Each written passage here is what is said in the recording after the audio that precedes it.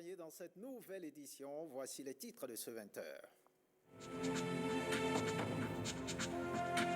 Elles n'ont plus de soucis à se faire. Les personnes affectées par le projet de construction des logements sociaux à Bomé sont désormais éclairées sur ce projet. La direction générale de l'Agence nationale du domaine et du foncier a organisé une séance de sensibilisation à leur profit à suivre dans ce journal. Des camions chargés de noix de karité saisis dans la Takora à Donga. C'est en application à la décision d'interdiction de l'exportation de noix de karité par voie terrestre. Vous aurez les explications dans ce 20h. Et puis les clubs-services des associations au sein desquelles les membres partagent des valeurs communes, des Béninois s'y intéressent de plus en plus. Pourquoi ces clubs-services? À quoi servent-ils réellement? À suivre les réponses dans une vingtaine de minutes. Bienvenue, si vous nous rejoignez, voyons donc cette audience en images, audience à la Cour constitutionnelle. Le président de la Haute Autorité de l'Audiovisuel et de la Communication était ce matin au cabinet du président de la Cour constitutionnelle. Joseph Diogbenou et Rémi Prosper Moriti se sont entretenus pendant environ une demi-heure. Avant de se quitter, rien n'a filtré de leurs échanges. Je vous l'annonçais donc, le riz, le soja et les autres produits vivriers sont exportés vers le Nigeria. Avec la fermeture de la frontière du géant voisin de l'Est, les impacts se ressentent chez les vendeuses du marché de Glazoué. Les producteurs de cette localité ainsi que ceux de Grand Popo ne sont pas épargnés. Blaise Adampo et Yves Agoudou-Pressi nous en parlent. Même si tout semble aller normalement dans le marché de Glazoué, le trafic commercial tourne au ralenti chez les vendeuses de céréales et de produits vivriers.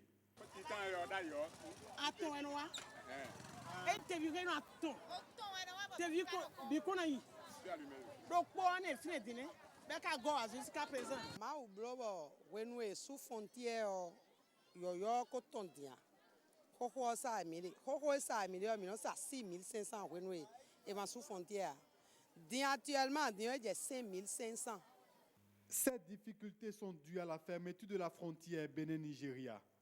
La situation est préoccupante pour le gouvernement. Il en parle avec les acteurs agricoles de Glazoué à l'effet de recueillir leur point de vue sur le sujet. Que nous voyons comme porte de sortie, les sociétés de brasserie sont une solution. Négocier avec eux pour qu'ils précisent dans les 3 mois à venir quel stock ils peuvent enlever de nos bras. L'abattoir de Cotonou, combien de têtes, de petits ruminants et de gros bétail ils peuvent enlever dans les 3 mois à venir. Globalement, la transformation est la porte de sortie. Le stockage est la seconde porte de sortie.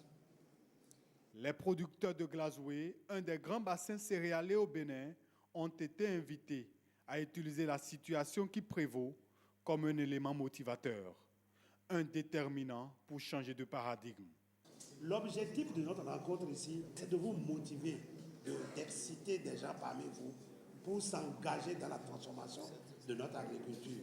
La tournée gouvernementale s'achève avec l'assurance donnée aux producteurs béninois de tomates, de vivriers, de céréales et d'ananas, de la mise en œuvre prochaine de mesures à long terme pour pallier les effets d'éventuelles situations similaires. On prend la direction du Septentrion, saisi de plusieurs camions contenant des noix de karité dans la Takora Donga. L'exportation de noix de karité par voie terrestre est interdite.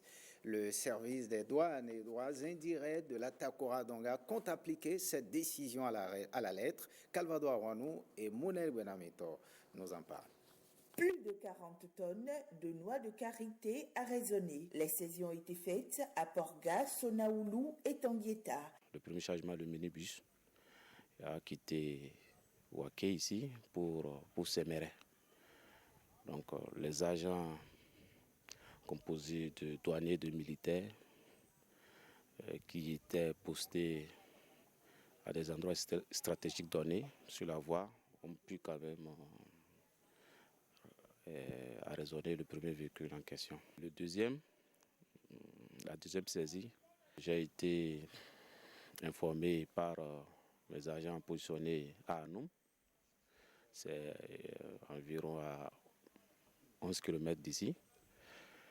Et disant qu'un camion est en train de vouloir décharger son chargement de noix de karité dans un magasin. Saisi également à Préqueté, comme l'explique le receveur des douanes de ce poste. Le samedi 14 septembre dernier, dans la matinée, le service de circulation de la brigade a intercepté le 2 camions sur une des pistes menant vers le Togo. Et avec à bord 122 sacs de graines de karité pour un poids total de près de 15 tonnes. Dans quel cadre s'inscrivent ces opérations? Les autorités ont instruit l'administration des douanes pour qu'une lutte soit engagée contre les différents délinquants qui s'adonnent à cette pratique-là. Et d'ailleurs, dans ce cadre, les instructions ont été données également aux autres forces, à savoir l'armée de terre, la police républicaine, pour qu'ils appuient la douane.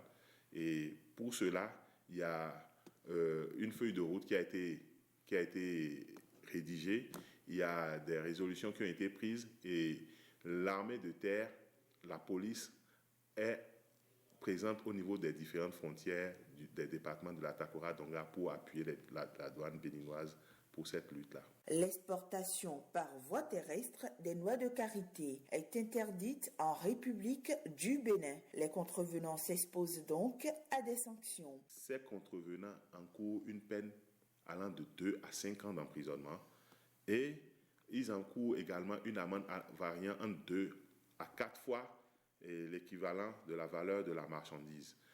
Indépendamment de ce fait, il y a des confiscations qui frappent le moyen de transport, les objets ayant servi à masquer la fraude et j'en passe. Mettre un terme à l'exportation par voie terrestre des noix de karité, c'est contribuer à une plus grande mobilisation des fonds publics, a rappelé le chef service d'intervention rapide à Takora-Donga des douanes et droits indirects.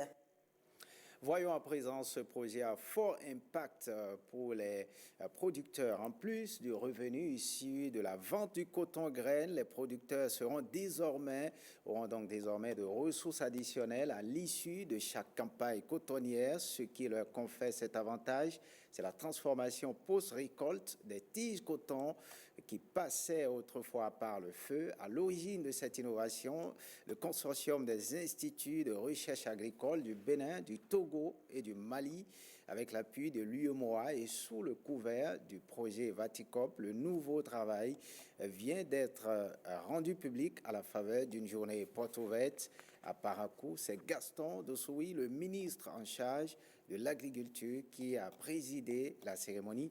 Bertin Adimi et Julie Kaelaïna.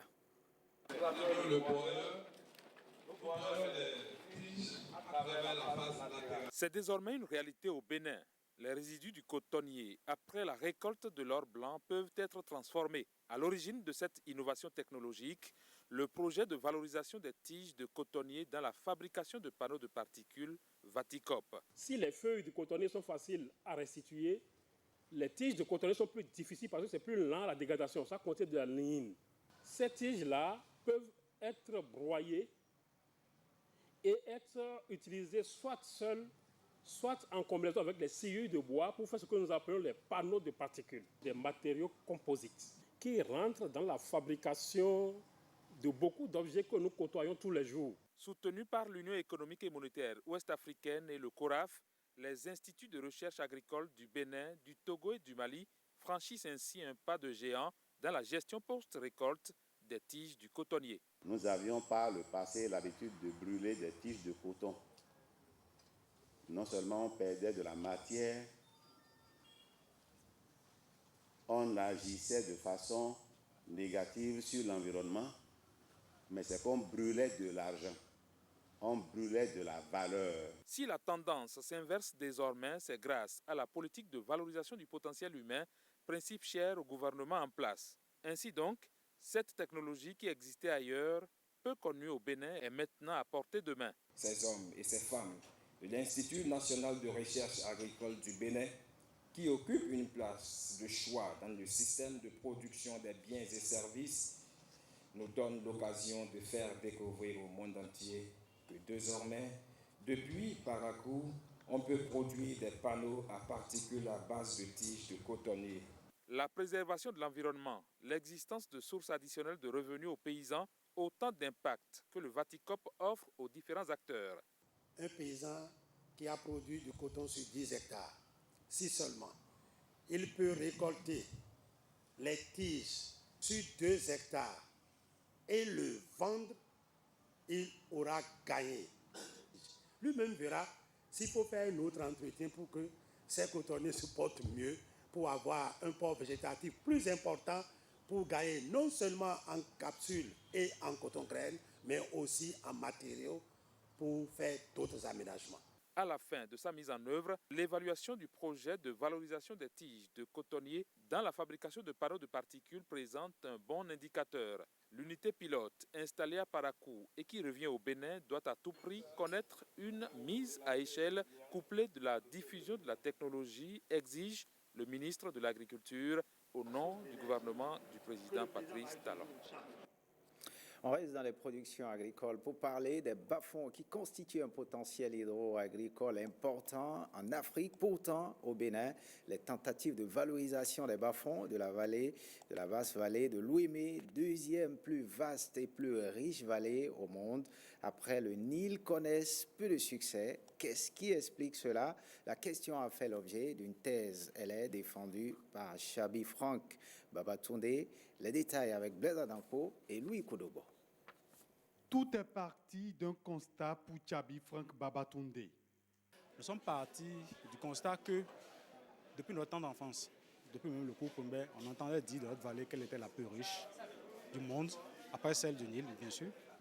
Mais les investigations ont prouvé que la plupart des projets de valorisation qui ont mené les activités dans la base n'ont pas eu de résultats probants.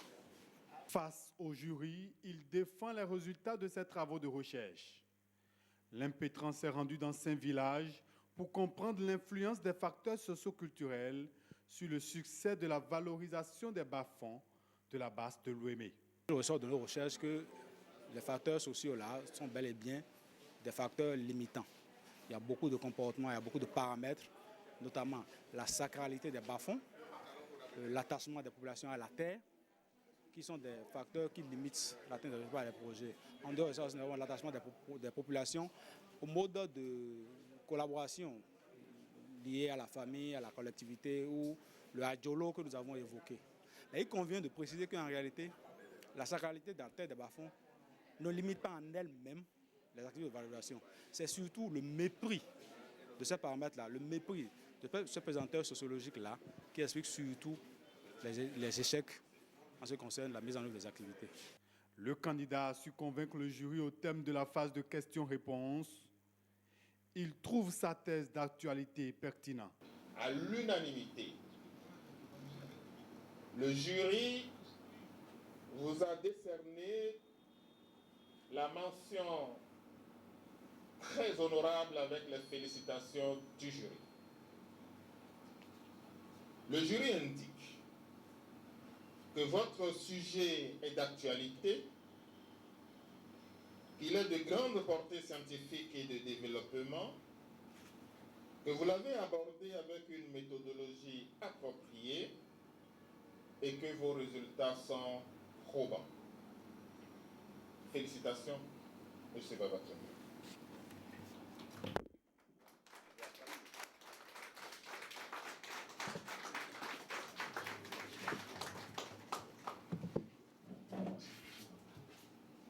Le nouveau docteur en sociologie de développement de l'Université d'Abomey-Calavi promet poursuivre les réflexions sur le sujet. Ainsi, toutes les dimensions seront prises en compte pour les différents projets exécutés pour la valorisation de la base de l'Ouémé. Autre actualité ce soir, installation de la représentante nationale du district 909 du club international Inner Wheel. C'est une association internationale qui a vu le jour depuis 16 années et aujourd'hui, l'installation a donc été faite samedi à Cotonou. Suivez le reportage de Oceana Mosso.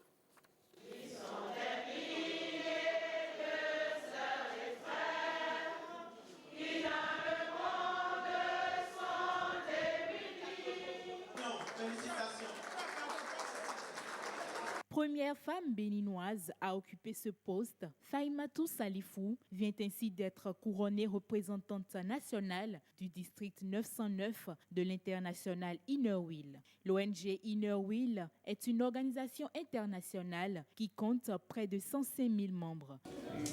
L'Inner Wheel est né vers la fin de la Première Guerre mondiale en Angleterre.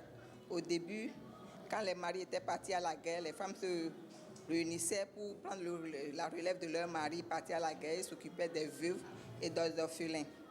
Après la guerre, elles ont aimé le fait de se retrouver ensemble et ont décidé de former des clubs. Le premier club Inner Wheel est né le 10 janvier 1924 en Angleterre, à Manchester. Nous avons pu gravir cet échelon.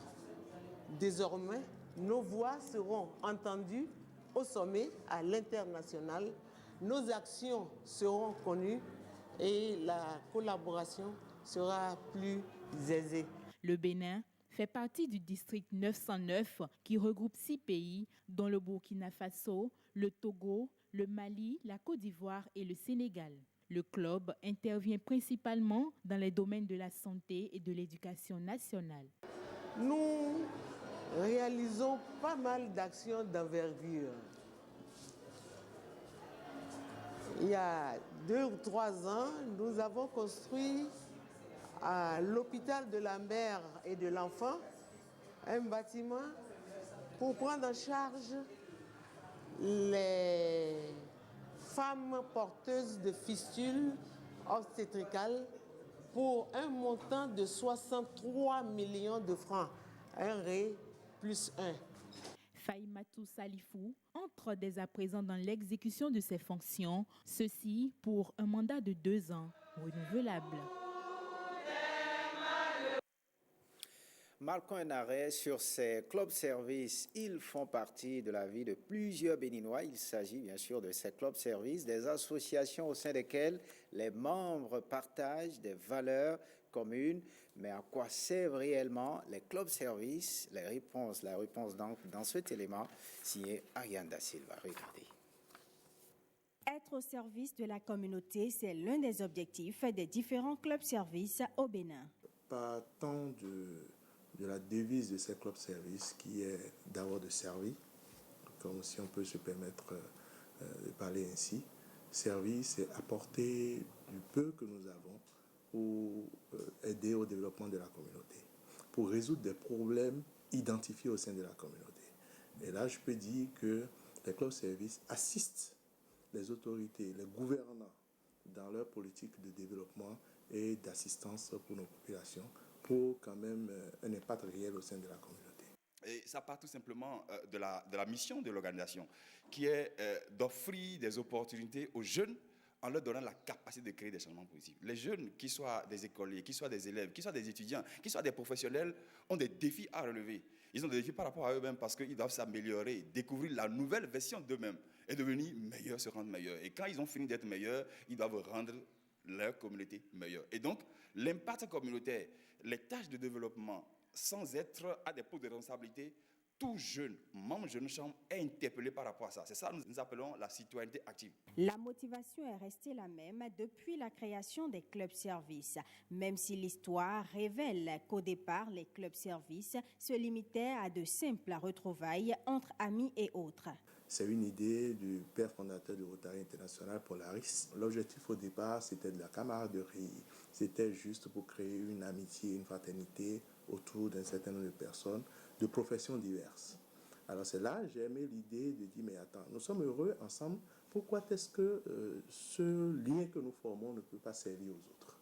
Et c'est comme ça que les gens ont commencé à réfléchir, pour dire, mais qu'est-ce que nous pouvons faire pour tisser un lien d'amitié qui puisse quand même permettre d'apporter le mieux-être à nos communautés autour de nous. Tout est arrivé par ce jeune homme qui avait 18 ans, qu'on appelle Henri Kissinger, qui, avec beaucoup d'autres jeunes, avait monté un club, un peu comme on a l'habitude dans nos quartiers. Ce club avait pour but essentiellement de conserver les danses traditionnelles. Et donc, de fil en aiguille, ils ont découvert qu'au-delà des danses, au-delà de ces loisirs, qu'ils avaient la responsabilité de s'intéresser à la cité. Et donc, en 1915, il y a eu la nécessité de contribuer à la reconstruction d'un pont. Et donc, les jeunes qui étaient vraiment fans des danses traditionnelles ont converti alors cette énergie-là. Ils se sont adonnés aux tâches de développement. En plus des actions de développement au sein des clubs et services, ce sont des liens qui se créent. C'est aussi une occasion pour chacun de ses membres de tisser des relations. Ils tissent beaucoup de relations et pour que, à des occasions de leur vie, que le club service, les membres du club service puissent s'entraider entre eux. Le club service, ce sont des réseaux. Ce sont des réseaux. Vous êtes dans un club service aujourd'hui, vous êtes à Parakou, vous êtes à Natitengo, mais quelqu'un qui est ici, il va à Parakou, il profite de vous, il peut dormir dans votre maison sans aller dans un hôtel, il échange. Vous avez des difficultés en France, vous profitez de ça, c'est un réseau. Et il faut dire aussi, ils sont vraiment importants parce que ce ne sont pas des gens qui sont des politiciens, ce n'est pas des... Ils sont individuellement politiques. Mais dans le club, ils ne parlent pas de politique, c'est surtout l'entraide. Comme toute autre association ou organisation, la vie des clubs-services est aussi régie par des tests, des règles et principes auxquels sont soumis tous les membres.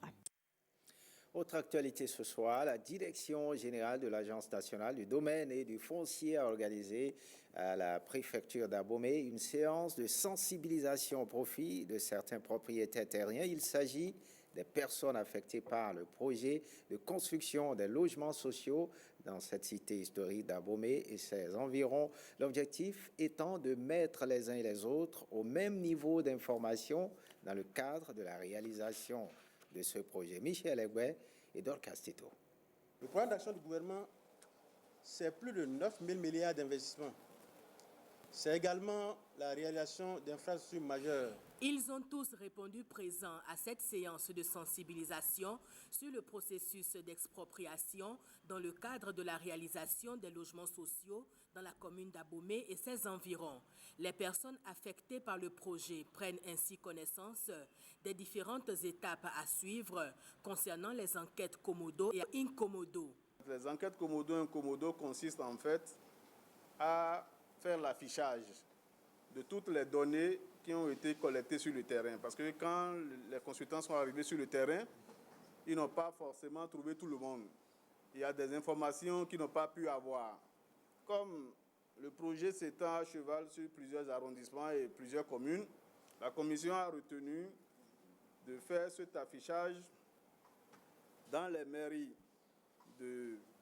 d'Abomey et d'Agbanizou et dans les arrondissements de Adénigon, de Djegbe et de Zouzoumé. Il se pourrait que ce soit des observations simples du genre on a mal écrit votre nom, il faut le signaler. Il se pourrait qu'on a mal relevé votre superficie. Votre parcelle, c'est peut-être 300 mètres carrés et on a mis peut-être 150. Il faut le signaler. Autant d'observations à relever et à signaler pour des éventuelles corrections avant le démarrage effectif des travaux. Sur la première phase de 12 849 logements à réaliser, 50 logements seront réalisés sur le site dont nous lançons les enquêtes de commodo et incommodo à partir de lundi prochain. C'est un site d'environ 30 hectares sur lequel les travaux de logement seront réalisés. Il s'agit des logements de type F4 constitués de 3 chambres et 1 salon avec les commodités, garages et toutes les commodités requises.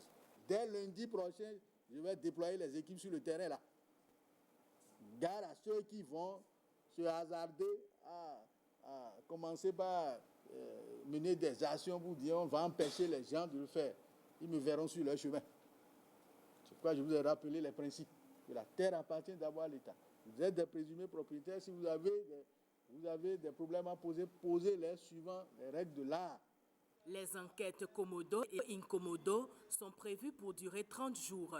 Les personnes affectées par le projet sont donc invitées à se conformer à la réglementation en vigueur pour éviter d'éventuels désagréments. Dernier sujet de cette édition, CIS-Noé entendez citoyens solidaires pour le maintien des orphelins à l'école. C'est une opération qui vise à collecter des fonds pour soutenir l'éducation des personnes démunies, en particulier des orphelins. L'initiative émane de l'ONG ODIFA et de l'association Jean-Julien Kojovi. Suivez le reportage de Esther Dopon. L'éducation constitue un pilier capital dans la vie d'un être humain. C'est pourquoi l'ONG WODIFA a lancé un cri de cœur à travers l'opération CIS-Noé pour le maintien des couches vulnérables. Notre ONG WODIFA s'est entendu Women Dynamic for Family WEFA. Ça veut dire dynamique féminine pour le bien-être de la famille. La famille nous importe, la femme au centre de cette famille-là nous importe, les enfants nous importent et c'est la vision que WODIFA porte. Et il nous revient, nous qui avons un peu plus de chance que ces enfants orphelins et démunis, d'organiser des semaines ou des journées de solidarité pour les accompagner dans leur construction, la construction de leur vie. Co-organisé avec l'association Jean-Julien Kojovi, un groupe d'anciens élèves de l'École nationale d'administration ENA, promotion 94-97, cette œuvre sociale vient à point nommé car elle va permettre la scolarisation, le suivi et même l'amélioration des conditions de vie de ces personnes, la veuve et l'orphelin. C'est une levée de fonds pour aider ces orphelins-là qui ont déjà été identifiés et dont nous connaissons un peu le train-train quotidien. Donc, en tant qu'ancien ENAC, nous avons voulu donc assister cet orphelinat et l'ONG de Dr Chantal Kodjo est venue à point nommé pour que nous puissions nous rendre utiles en ce qui concerne ces enfants qui sont sans soutien.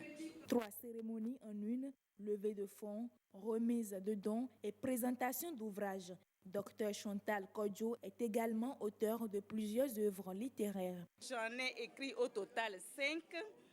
J'ai écrit un ouvrage sur la socialisation de genre, un ouvrage sur les femmes gains que j'ai intitulé La Belle Guenou, un ouvrage sur le don, comment le don s'organise en Afrique, un ouvrage qui constitue ma thèse sur la solidarité au sein des associations féminines et un ouvrage autobiographique qui décrit mon parcours de vie en quelque sorte. L'opération citoyen solidaire pour le maintien des orphelins à l'école est à sa première édition et se poursuit jusqu'au 30 septembre 2019.